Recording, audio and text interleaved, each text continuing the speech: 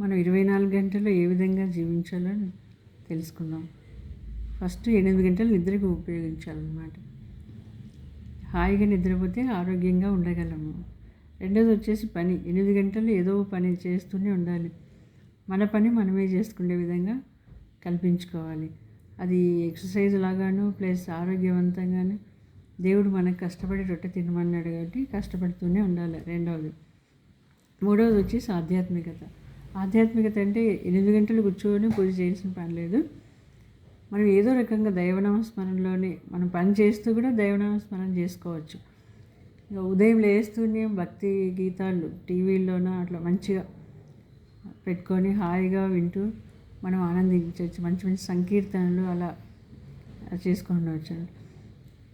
మన జీవితం జనన మరణాల మధ్య సాగే ప్రయాణమే మానవ జీవితం అన్నమాట. పుట్టిన ప్రతి జీవి తన గమ్యం మరణం. ఈ మధ్యలో సాగే ప్రయాణమే ఎన్నో మలుపులు, మజిలీలు, మధురానుభూతులు, చేదు అనుభవాలు, కష్టాలు, కన్నీళ్ళు, సుఖాలు, విలాసాలు ఇలా రకరకాలుగా ప్రయాణం సాగిస్తూ అసలైన గమ్యాన్ని చేరుకుంటాం. మానవునిగా జన్మించడం ఎంత భాగ్యమో ఈ విషయంలో ఇతర ప్రాణుల కంటే మనమే ధన్యులం కదా.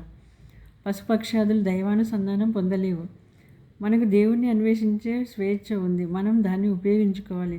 ఆధ్యాత్మికతను ఆలంబనగా చేసుకొని ఒక రకమైన భక్తి భావాన్ని అలవర్చుకొని తండ్రి నీవే దిక్కు అనే స్థితికి చేరుకోవాలి. అప్పుడే మనం ప్రశాంతమైన మరణాన్ని పొందగలం. ఆలోచించండి.